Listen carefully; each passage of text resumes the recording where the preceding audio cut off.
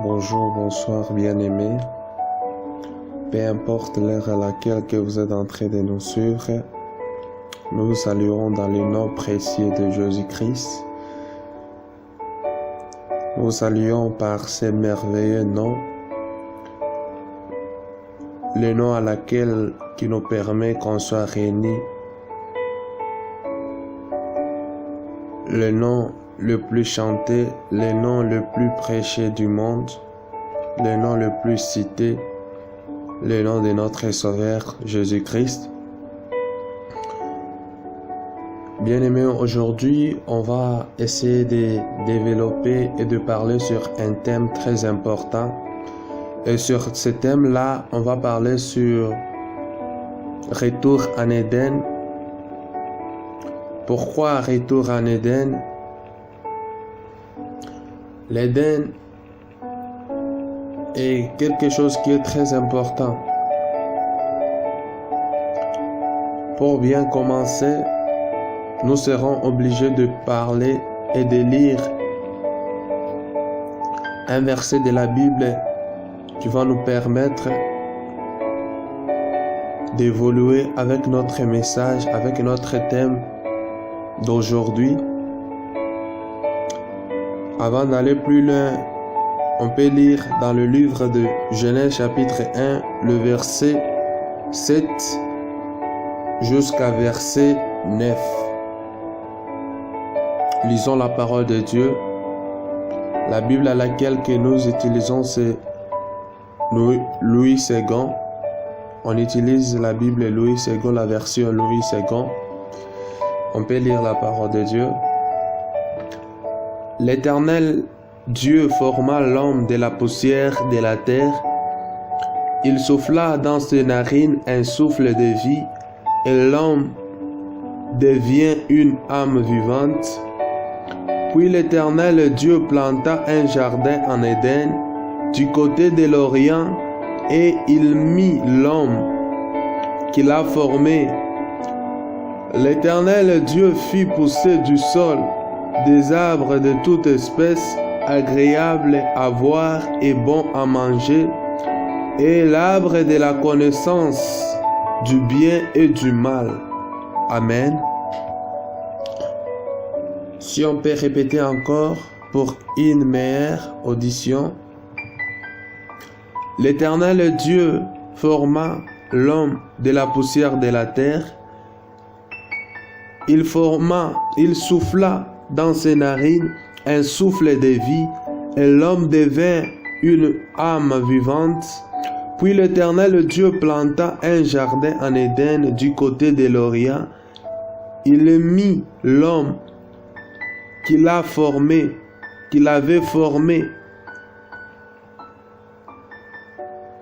L'Éternel Dieu fit pousser du sol des arbres de toute espèce, agréables à voir et bons à manger, et l'arbre de la connaissance de la vie, l'arbre de la connaissance du bien et du mal. Amen. Aujourd'hui, on va essayer de parler sur un thème et on va introduire sur notre thème Retour en Éden. La Bible nous dit au commencement, l'Esprit de Dieu se mouvait au-dessus de l'eau. La Bible nous dit au commencement, Dieu créa le ciel et la terre était informe et vide. Et lorsque Dieu créa, après avoir créé toutes choses, Dieu dit, faisons l'homme à notre image et à notre ressemblance. La Bible nous dit, Dieu planta un jardin en Éden. C'est ce jardin qu'on appelle jardin d'Éden. Lorsque Dieu a planté ce jardin, Dieu a jugé bon de placer l'homme qu'il a créé à son image. Chaque soir, Dieu venait pour enseigner à l'homme. C'est là où, c'est en Éden, là où la première église avait commencé, là où Dieu lui-même était le prédicateur. Il venait chaque soir enseigner à l'homme pour lui donner des indications, pour lui donner ce qu'il doit faire, pour l'instruire.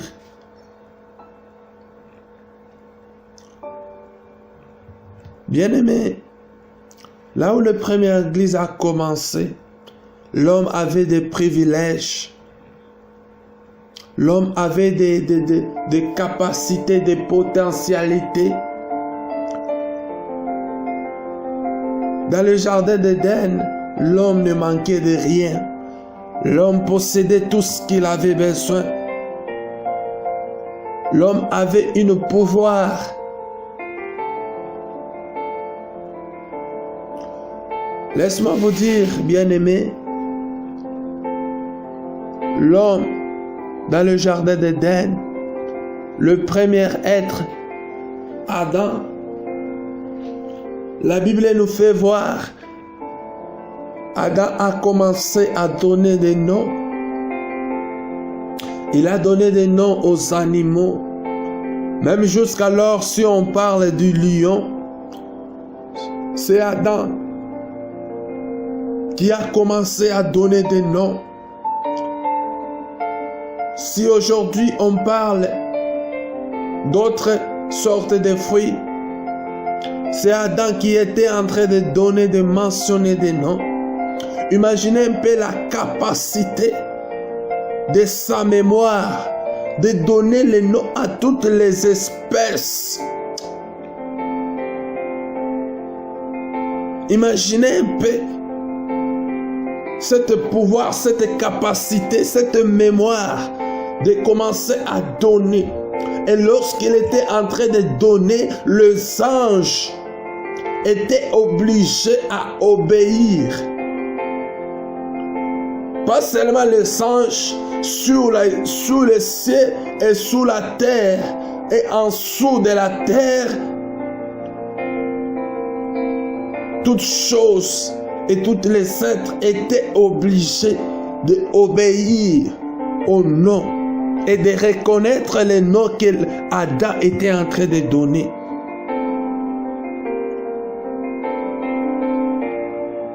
Adam avait une capacité. Il manquait de rien. Le mot souffrance n'existait pas dans ce jardin. Le mot maladie n'existait pas dans ce jardin. Il était comblé. Il était rempli. Il avait l'image de Dieu identique. Oh! Mais chose grave, lorsque Adam a décidé, lorsque Adam a donné ses oreilles au diable, lorsque Adam a orienté ses oreilles au diable, il a écouté.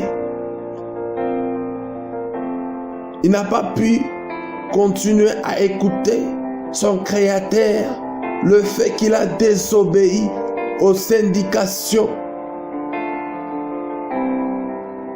le fait qu'il est allé à l'encontre de la prédication que Dieu venait lui donner chaque soir. Il a perdu le privilège. Il a perdu le privilège de ce jardin. Il a perdu. Il a perdu tout cela. Dieu était obligé maintenant de le chasser dans ce jardin afin qu'ils puissent subir les conséquences de vivre loin de la présence de Dieu, afin qu'ils puissent subir les conséquences de vivre loin d'Éden. C'est par là qu'il a compris qu'il a fait des choses graves, qu'il ne fallait pas obéir. Bien-aimés, aujourd'hui, on peut se poser des questions, on peut aller même chercher les archéologues par notre curiosité pour dire qu'ils puissent nous indiquer, nous montrer où est-ce qu'on peut trouver le jardin d'Éden. C'est impossible pour eux parce que le jardin d'Éden n'était pas seulement un lieu. Oh, le jardin d'Éden était une atmosphère que Dieu avait aménagée pour que l'homme puisse y habiter. Car le mot Éden, c'est un mot par sa signification, c'est un mot très compliqué. C'est du hébreu araméen qui signifie délice et aussi une porte. Dieu a décidé de fermer cette porte. Dieu a décidé d'enlever Adam et Ève dans cette atmosphère-là.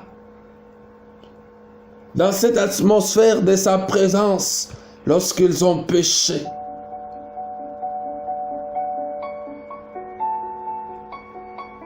Lorsque Adam et Ève, Dieu les avait chassés de sa présence, de cette atmosphère-là, en Éden. C'est par là qu'ils ont commencé à subir les conséquences de vivre loin de la présence de Dieu, les conséquences de vivre loin de cet jardin d'Éden.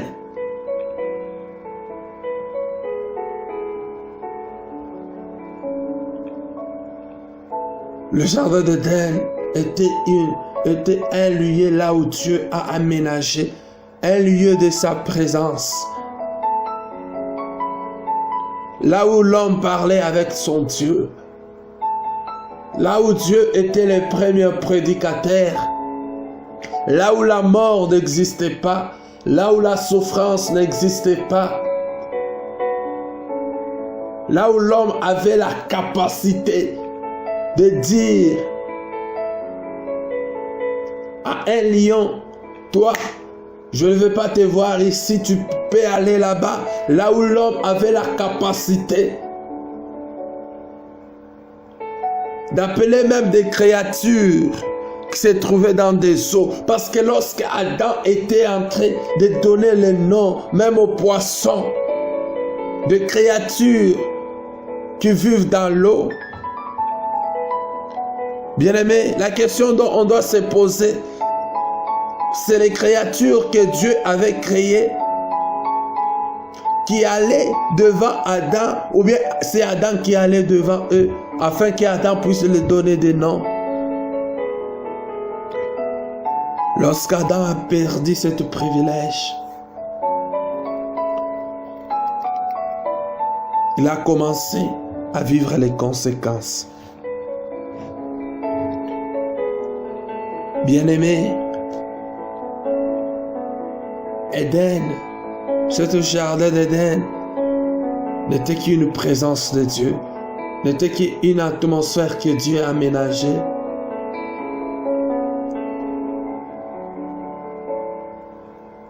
Aujourd'hui, on ne fait qu'introduire sur notre thème qui s'intitule « Retour en Éden ».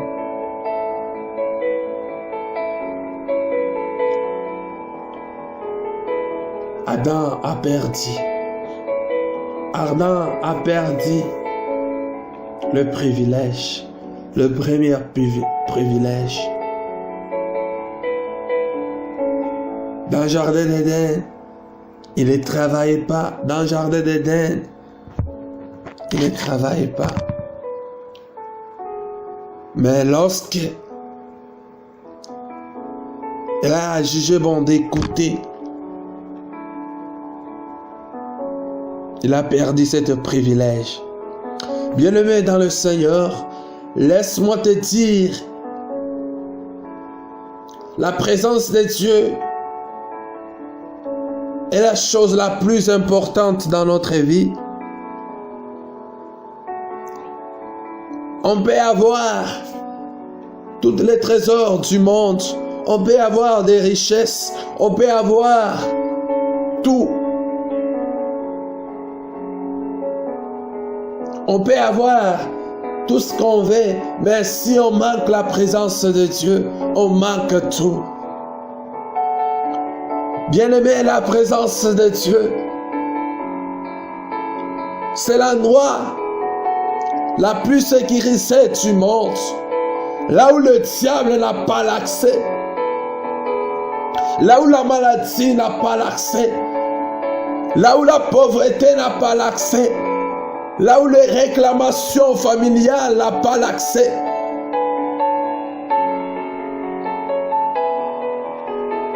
Là où les blocages n'ont pas l'accès.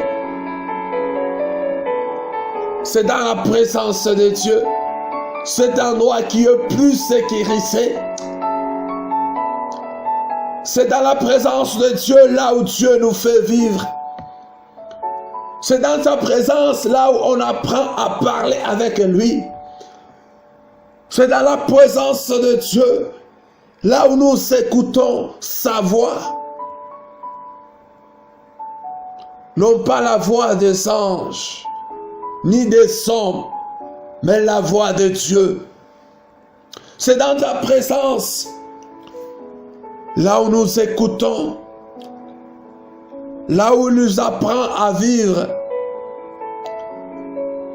là où il nous instruit, là où on rencontre le surnaturel. Bien-aimé, tu as besoin de la présence de Dieu dans ta vie.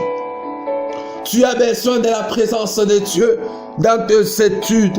Tu as besoin de la présence de Dieu dans ton mariage. Tu as besoin de la présence de Dieu dans tes affaires. Tu as besoin de la présence de Dieu dans tout ce que tu es en train de planifier. Tu as besoin de la présence de Dieu dans tout ce que tu cherches à faire. Tu as besoin de la présence de Dieu dans ta famille. Tu as besoin de la présence de Dieu. Si tu veux réussir, tu as besoin de la présence de Dieu.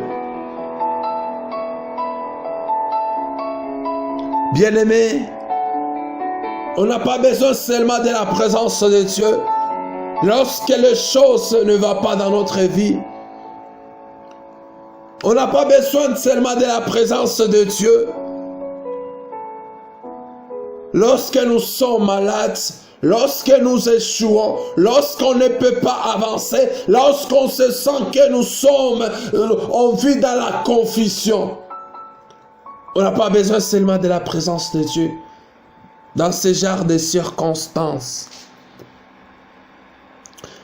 Mais que la présence de Dieu soit une nécessité dans notre vie. Que la présence de Dieu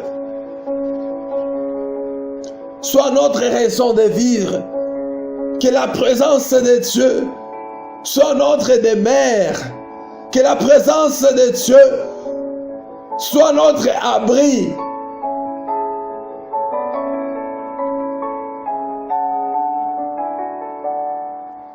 David a dit, mon âme a soif. Mon âme a soif du Dieu vivant. Mon âme a soif de toi. Mon âme a soif du Dieu vivant. En d'autres termes, David, l'âme de David cherchait Dieu. Car la Bible dit, dans le livre de Lévitique, la Bible dit, l'âme de toute chair est dans son sang, et la vie de toute chair, c'est son âme. Au contraire, la vie de David avait la soif de la présence de Dieu. David est traversé dans une carence de la présence de Dieu, là où il a fini par dire, mon âme a soif du Dieu vivant, mon âme a soif de Dieu, mon âme a soif du Créateur. Bien-aimé, ta vie, toi aussi, tu dois vivre dans cette soif de la présence de Dieu. Il y a des fois, on ne parvient pas à écouter la parole de Dieu. On ne parvient pas à écouter et à comprendre. C'est parce que nous vivons loin de la face de Dieu. Bien-aimé, laisse-moi te dire, il y a des fois, tu te contentes de la présence de Dieu permanente, non de la présence de Dieu consacrée.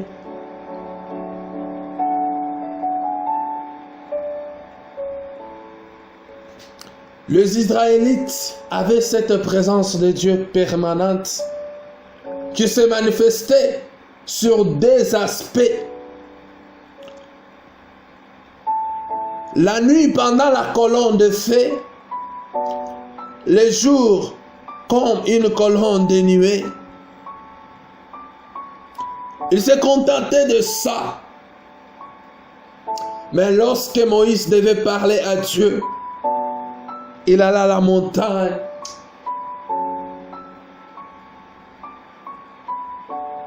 La montagne, elle est symbolisée spirituellement comme étant une montée de niveau pour parler à son Dieu. Il alla à la montagne pour parler à son Créateur. Il allait à la montagne pour rencontrer, pour entrer dans la présence consacrée. Voilà qu'un jour, les Israélites se sont arrangés pour dire,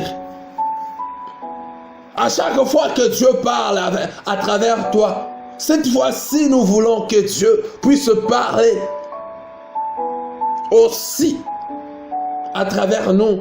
Nous voulons aussi écouter le Dieu qui te parle. Nous voulons aussi écouter.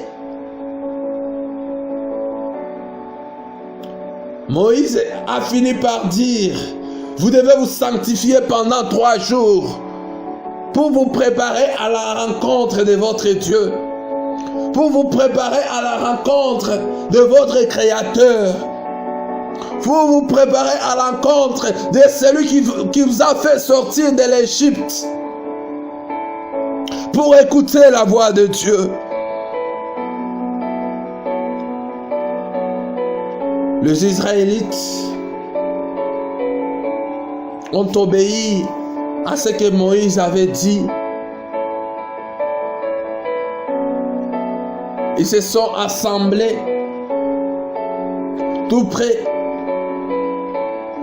du mont Sinaï. Et lorsqu'ils ont commencé, Moïse a commencé à prier. La Bible nous dit dans Exode chapitre 19, c'est là où la nuée de Dieu était descendue de la montagne. Le peuple a commencé à parler, à écouter la voix de Dieu. Ils n'ont pas su supporter cette présence consacrée de Dieu. Ils n'ont pas su supporter cette présence concentrée de Dieu, la voix de Dieu. Hey, le son de la voix de leur Créateur. Ils n'ont pas su supporter cela. Dieu appela Moïse dans la nuée. Il a commencé à parler avec Moïse. Laisse-moi te dire, bien-aimé, Il y a des fois, tu te contentes de la présence de la nuée. Ce n'est pas dit que Dieu n'est pas avec toi. Ce n'est pas dit que Dieu ne t'entend pas. Ce n'est pas dit que tu es hors la présence de Dieu. Mais tu es dans la présence de Dieu permanente, non pas dans la présence de Dieu concentrée.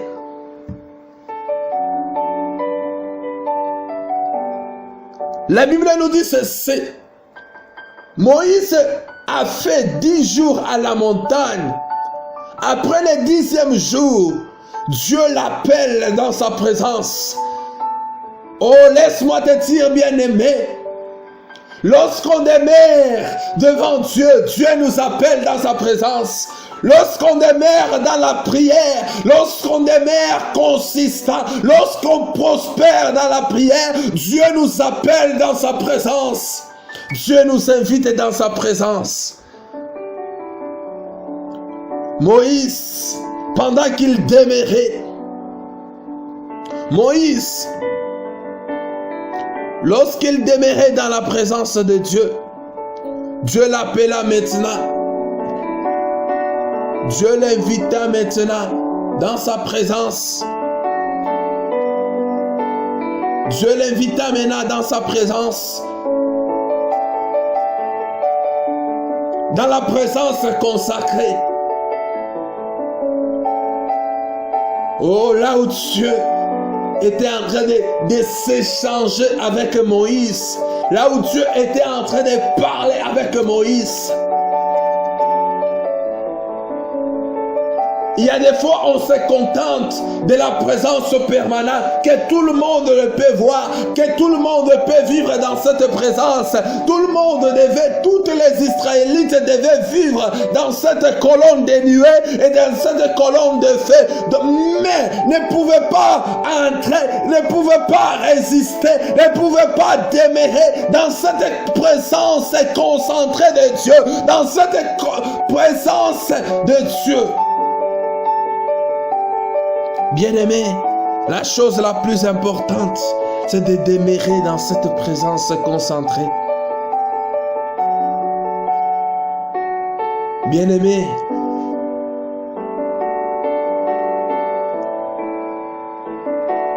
dans le temple, de même qu'il suffisait qu'une nuit pour que la verge de Moïse puisse fleurir.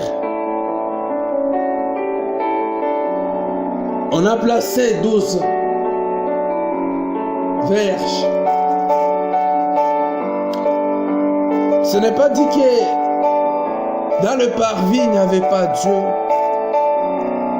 Peut-être dans le parvis, Dieu était représenté par les anges, le messager. Ce n'est pas dit que dans le lieu saint, il n'y avait pas Dieu. Dieu était là. Mais lorsqu'on a pu placer ces bâtons dans les lieux très saints, il suffisait qu'une seule nuit seulement, pour que ça puisse fleurir.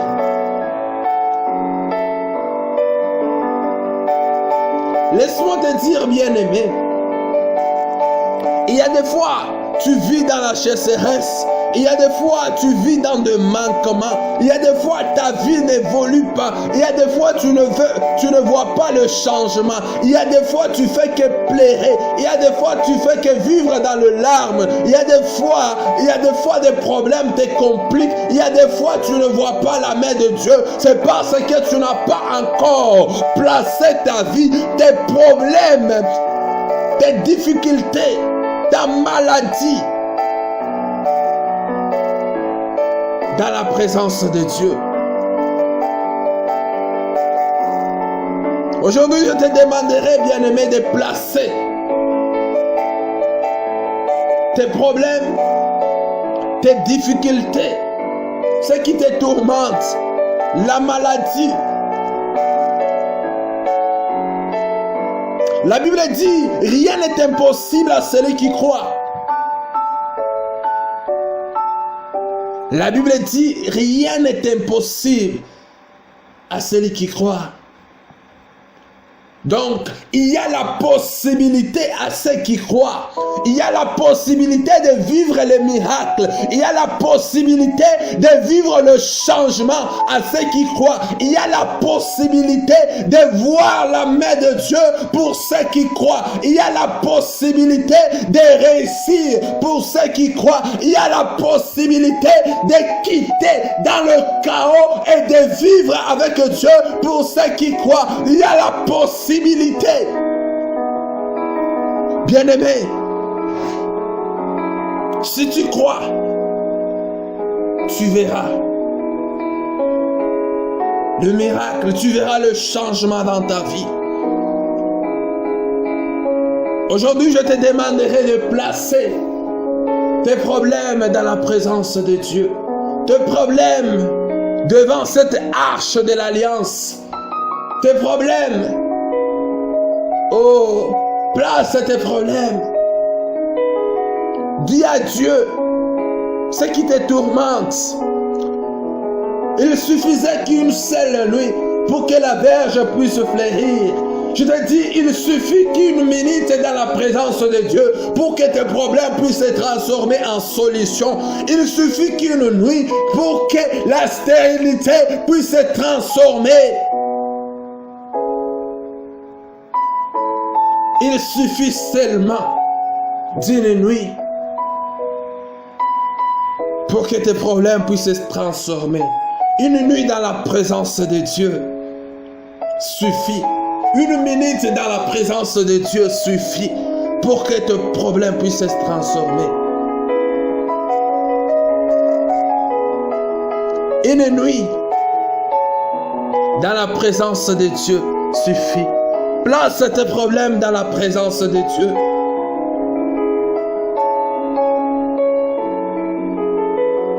Place ce qui te complique dans la présence de Dieu. Commence à placer, bien-aimé. Commence à placer tes difficultés, ce qui te complique, ce qui te tourmente dans la présence de Dieu. Qu'est-ce que tu manques? Qu'est-ce que tu veux que Dieu puisse faire pour toi? Je sais que tu as vécu beaucoup des années dans le chaos, beaucoup des années dans la sécheresse, beaucoup des années avec la maladie. Ça devient maintenant une maladie chronique. Place-la dans la présence de Dieu, afin que tu puisses rencontrer le miracle, afin que tu puisses rencontrer la guérison. Il suffit juste une nuit. Une nuit suffit pour que ta vie puisse changer. Une nuit suffit pour que tu puisses vivre le miracle. Une nuit suffit. Je te demanderai d'avoir la foi. Je te demanderai de croire. Je te demanderai d'avoir la foi, car la Bible dit: nul est agréable à Dieu si ce n'est par le moyen de la foi.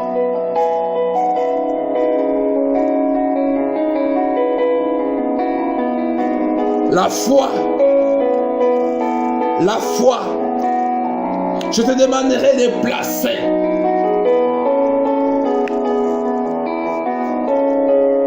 Lorsque les contestations s'élèvent, lorsque les difficultés s'élèvent, lorsque les problèmes s'élèvent, bien-aimé, lorsque tu as vécu la sécheresse dans ton ministère, je te demanderai de placer ça comme cette verge d'Aaron dans la présence de Dieu, afin que ça puisse fleurir. Lorsque tu vois que tu n'évolues pas,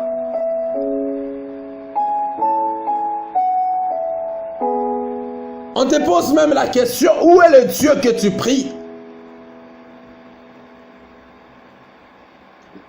On te pose même des questions. Tu te questionnes, et des fois, laisse-moi te dire, place la verge dans la présence de Dieu. Aujourd'hui, on va symboliser cette verge comme étant le problème à laquelle tu te trouves. Quel est ton problème? Qu'est-ce que tu cherches? Qu'est-ce qui te complique dans la vie, bien-aimé? La présence de Dieu, elle est tout. Dans la présence de Dieu, c'est là où il y a tout. Dans la présence de Dieu, c'est là où on comprend bien. C'est là où on comprend mieux. C'est là où on voit mieux. Dans la présence de Dieu, c'est là où nous vivons le surnaturel. Dans la présence de Dieu, c'est là où nous les voyons. Dans sa présence,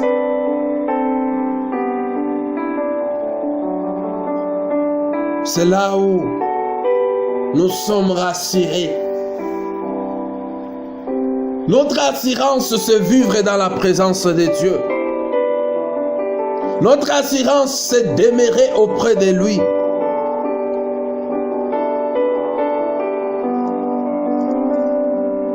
Qu'est-ce qu'on peut faire en dehors de la présence de Dieu? Bien-aimé, qu'on te prive à manger, qu'on te prive à boire, qu'on te prive de toutes choses, mais qu'on ne puisse pas te priver de la présence de Dieu. Qu'on te prive de l'argent, qu'on te prive du voyage, qu'on te prive de vêtements, mais qu'on ne puisse pas te priver de la présence de Dieu. Lorsque tu as la présence de Dieu, tu as tout. Tu as tout. Lorsque tu as la présence de Dieu, tu as tout ce que l'homme a besoin. La présence de Dieu, c'est tout. La présence de Dieu soit notre privilège. Aujourd'hui, comme je l'avais annoncé au début, aujourd'hui, c'était que l'introduction de notre thème Retour en Éden. Aujourd'hui, on n'a fait qu'introduire notre thème Retour en Éden. Mais dans notre prochaine émission, on pourra parler, on pourra maintenant développer notre thème Retour en Éden. On pourra développer qu'est-ce que c'est l'Éden en réalité. Pourquoi on parle d'Éden et pourquoi on doit retourner en Éden.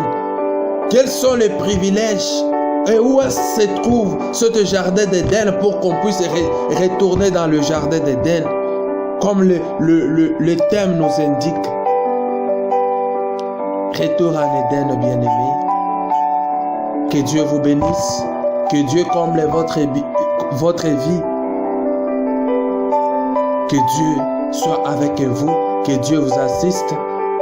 Que Dieu puisse vous édifier à travers ces messages. Que Dieu soit avec vous et demeurer toujours dans la présence de Dieu. Que Dieu vous bénisse.